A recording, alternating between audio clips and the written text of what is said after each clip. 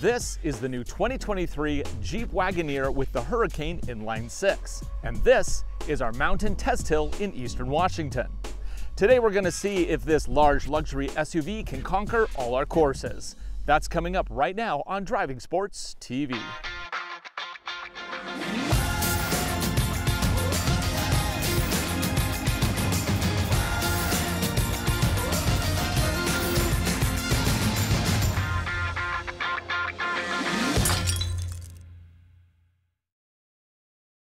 What we have here today in our Eastern Washington mountain test hill is a 2023 Jeep Wagoneer Series II, and it is loaded with extra options, including the Advanced Terrain Group. This adds 18-inch wheels wrapped in all-terrain tires, a revised 3.92 final drive, chrome tow hooks, an electronic rear limited slip differential, several skid plates on the underside, a dual-range gearbox, and quadra-lift air suspension. One of the best features here is Jeep's Advanced Quadra-Drive 2 four-wheel drive system. This equips the rear axle with an electronically controlled differential and clutch pack, which can move up to 100% of available torque side to side. Price as you see it here is roughly $80,000. Unfortunately, Jeep did not provide a build sheet, so we don't have an exact price, but this does look like it has pretty much every option. Under the hood is the new Hurricane Inline 6 engine. This is equipped with twin turbochargers, which means it can push out a peak 420 horsepower and 468 pound-feet of torque. EPA rates economy at 17 miles to the gallon in the city and 24 on the highway. It can tow up to 7,600 pounds. Being a three-row, there is a ton of space in the back. Jeep claims up to 116 cubic feet of total storage. A spare is located under the vehicle. The second row has the backseat entertainment package, which I think is unnecessary, but the kids enjoy it. I can even lock the screens and monitor use from the front seat. So what's the plan today? I'm going to take this through every single road here at our mountain test course, or at least all the roads we have so far. You see, in just a couple weeks at the time of filming, we are going to be adding another road to the upper section.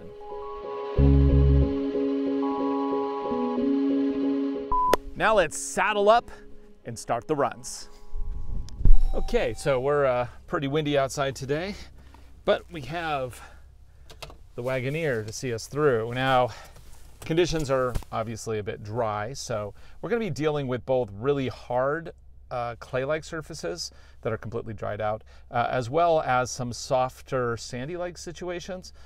So it's going to be a real grab bag of surfaces today. There's also going to be some rocks, but not like any major rock climbing, because that's not really what this vehicle is about.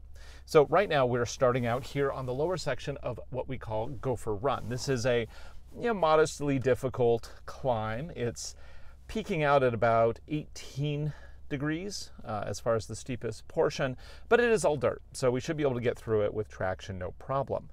In fact, right now I'm just going to keep it in auto, and I'm going to make sure that my suspension is at the maximum because, of course, we have the quadra-lift suspension, so we can go up and down as we need.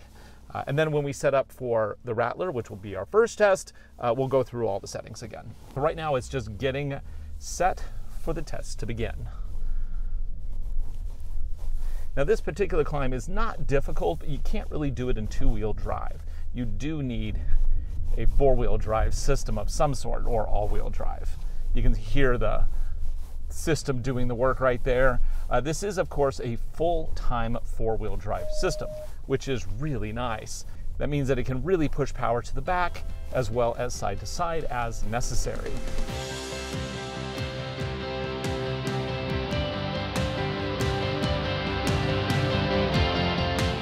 So our first test is, of course, going to be the Rattler. This is a kind of like a damaged forest road, but there's nothing particularly hard about it in terms of left to right power transfer, but it does have a tricky climb out. The mode I'm going to go ahead and switch this into is rock, because we're going to be climbing over rock. And by the way, I'm going to be approaching this as though I don't really know much about off-roading. I'm going to be approaching this with the, hey, what is this? Maybe we should hit the button down here, because Jeep has really worked to simplify this interface, and I don't want to come at it from a perspective of, oh, I want to do exactly what I want to do every time I want to do it. Let's look at it as somebody who would legitimately buy this, which is somebody who would go off-roading perhaps and might want to use these systems, but doesn't do it every day. I see rocks ahead of me, so I'm going to go ahead and switch into rock. what do we have next? Okay, now it's not going into rock, and it's not telling me why not. And the reason is because the proximity sensor is triggered and it's covering up any messages. Bad UI. Let's turn off the parking sensors. And now let's try to go into rock and see if it will educate me as to what I need to do. Rock, to enter rock, shift into 4 low. Okay, so I gotta go into neutral, 4 low. Just gonna pretend like I know I have to go into neutral there. Okay, now we're in 4 low, go back into rock. As part of this process, it also raises the suspension up as high as possible. Of course, since it's in 4 low, I'm amplifying the torque out of the system. I also have a much better crawl ratio, which the crawl ratio is excellent on this particular vehicle. And this is also where I'm happy that I have 18-inch wheels, which means that the sidewalls are pretty large, which also means I'm not going to scratch them on rocks that are sticking up. Because these are 4x8 rocks, and we definitely have some that are higher than some sidewalls. And then you end up with damaged wheels, and then the manufacturer complains, and then I have to explain it, and then anyway, the 18s are great, and I appreciate the fact that if you option the off-road package on this vehicle, it automatically drops you to 18-inch wheels, which honestly it should. Any off-road package with 20s is just ridiculous. Now these are of course Firestone Destination AT2 tires, and they are just a mild all-terrain. But I think hopefully we should be able to get through everything today. Now there's 2 lines out of the Rattler here. I can go the easy line left, or I can do hard line right. This is a proper 4-wheel drive setup, so I'm gonna do hard line right. Oh, and let's explain what this vehicle is currently set up as. And to do that, I have to go to Vehicle, Off-Road, Launch Off-Road Pages. There we go. And now I can see that what they've locked is the transfer case, because it's in low, and they've also locked the rear locker. Going into rock mode automatically locks that rear locker. So let's see how good this is on this climb out of here. So I'm going to lift a little traction off that inside wheel there. This would actually be super easy with a front locker, but oh, hey, look at that. We getting it? Oh, no drama. Nice. So now let's move on to the Sidewinder, which has, we actually have a new guest on the Sidewinder. I'll show you in just a minute.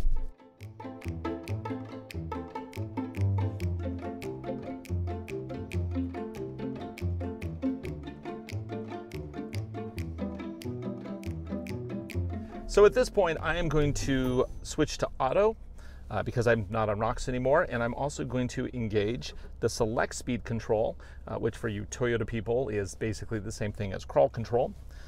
And I can change my speed individually with a little button located here. So I'm going to start at 0.6 miles per hour. So this functions both as a hill descent control system as well as a hill climbing system, if you want to use it for that. So as you can see, 0.6 miles per hour, very, very slow. Let's go ahead and up that. All I do is hit a button here, and 3 clicks, I'm up at 2.5 miles per hour for the descent. Now this isn't a particularly slippery slope today because it's all dried out.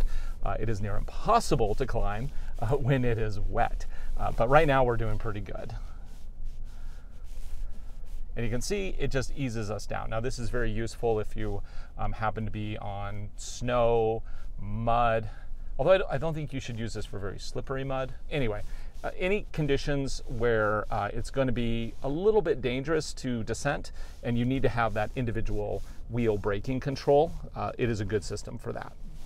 And then as I climb, the system continues to put power down to the wheels. I haven't put my foot on the brake or the gas at all.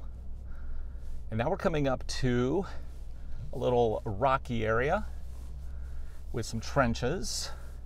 It's a little complicated, but not impossible, of course. But I'm actually going to stop here because we have a new guest on the course that I want to introduce you to. So we're just going to stop right here. Okay, so who we have here, look at these little guys. They were just born in the last day. I was here 2 days ago, and they weren't here yet, so they were just eggs. In fact, I can stick a little picture of eggs on there. To give you an idea, these little guys are smaller than my finger. They are so small. And I'm not going to linger because parent is right behind me tweeting, and I'm going to go ahead and let them feed their babies. So instead of going up the Sidewinder, we're actually going to cut straight across because we have a new little challenge section that I'm just going to loop back for. Go into drive, keep it in auto. We're still in 4-low. Let's go ahead and switch it to rock because we have some rocks here, and again, I don't want to churn up too much dust. What rock will do is it'll eliminate wheel spin so that you don't end up with too much grinding against the rocks, because with rock, you don't want wheel spin. You want wheel spin on things like mud and sand. So we're in rock mode, 4-low, and I'm just going to throttle very quietly. Oh, let's turn on that front camera again. Surround cam. Okay, so there's a little shortcut up above I can use. So at this point, I can see the rocks on the right. So kind of just feed over those. And if I go to the front view, I can do that. And then go right over them. Make sure we don't get any wheel spin. Scare those little babies. And away we go. Oh, there's the parent. Okay, I'm leaving. I'm leaving. I'm leaving. And now we're a little diagonal here. Let's see how much. We're at a 16-degree angle right here. Should be fine. We're on grass, which can be slippery when wet, but like I said earlier, it's totally dry. Now, this little cut over here is a little complicated regarding breakover, so I have to go way right and then way left so that we don't grind anything. Because even though we are maximum elevation for the we're still going to grind because of those step boards on the sides. Oof. They're shiny too, so I don't want to mess those up. Let's see. I could do this in my Ranger. Go up here. The camera keeps shutting off. There's got to be a way to keep that camera on. Camera doesn't actually have any options listed here. I just want to make sure I'm not hitting a rock or a tree as I cut over here. So I cut over hard. You can see we're going to go right into that little ravine section there. I'm going to drop a lot. Oof, it's grinding. I think I need to get a shovel out. Man, I can't get over that without totally grinding this thing. Let's go take a look. Park, brake. Whoa, just slippery. That grass, man. Okay, what are we grinding? Yeah. I think what I'm going to do, look for snakes. Again, it's snake season. Let's get these branches out of the way. Okay, I think these ones we can dry it over. That's fine. I think if we just go more this way, we'll be fine. I think the branch sticking up is kind of my indication for where I need to turn. So we go right there. Now we should be able to, that's pretty deep. We got it, we got it. Oh, and that nose is a little close. So I'm gonna keep my foot on the brake. Release the brake with a little, I overshot again. Release the brake with a little throttle. We're dragging just a little bit, but I think we're gonna get through. Hard left, try not to rub, it's tight. Oh, we got the beast through.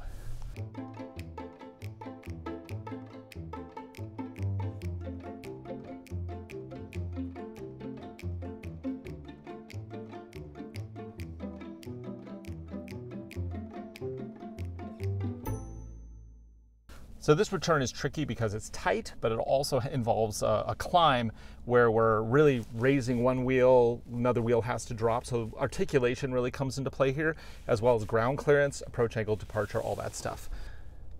I guess departure not really, but your approach and breakover are key on this test. We're gonna do drive, we're gonna do sand and mud. Let's see what that does to our system. It's keeping the rear axle unlocked. We might have to lock that. And transfer case is locked. Okay. We just cut in on the hill. Whoop. Somehow I hit the seat heater button. Okay. The moment I hit grinding, I'm stopping because I know exactly, ooh, we're just sliding all over the place from these tires. It's climbing really well though. I mean, we're sliding a lot, but it's getting the work done. How much ground clearance? I'm right over the rock. I'm not sure if this is gonna work. Because now we're gonna set the wheels down in front, which means that our breakover is probably gonna run out of room. so much wider than my Ranger. I don't want to like launch onto a high center situation. Oh, is it getting it? For those of you saying I'm releasing just as it's getting it, oh, it did it. It did it. Air suspension got us through. We had enough clearance for the breakover. Yes! Whew. Didn't think that was going to work. So what we probably saw on the outside here was a lot of that wheel braking shifting because we didn't have the rear diff locked. But what it does in the case of slippage is it'll apply braking to one wheel to transfer power to the other wheel in the system. And we saw that that was actually rather effective here, even without the rear locker being engaged. Cool. So I am still keeping it in sand mud mode. That allows for a little wheel spin because the climb out, sometimes a little momentum is good here. And I just kind of want to keep that momentum going. I don't want power to be, I don't want the wheels to stop spinning basically. So this is a really steep climb. How steep? Pitch and roll, let's see, we're currently at 20 degrees. 21 degrees. Whoa, that power shifts quick. And there we go. In spite of the tires not doing a lot of work, we still managed to get up. Now these tires are not great, and so what you end up with is a lot more wheel spin than you would get if you had a grippier tire, something like a KO2 or a Wild Peak Rugged Terrain or something like that, because those have bigger lugs that can dig in. These ones, they kind of slip on the surface. But with a very effective four-wheel drive system like we have in this vehicle, you can see that you can pretty much get through anything, at least anything that you're going to throw a $80,000 Wagoneer at. For Driving Sports TV, I'm Ryan Douthit. Thanks for watching. Be sure to like, subscribe, share videos. We make them for you, and I hope you enjoy them. This has been my look at the 2023 Jeep Wagoneer Series II. Very good vehicle if you need to go off-roading, have room enough for the whole family, even entertain them in the second row if that is what you want. Personally, I would just buy iPads. I would prefer to have more manual controls here, but the system is fairly easy, pretty effective, and of course, I would be remiss if I didn't point out the obnoxious use of all this piano black, which is already scratching. Other than that, I actually really like this vehicle. Thanks again for watching. We'll see you again right here.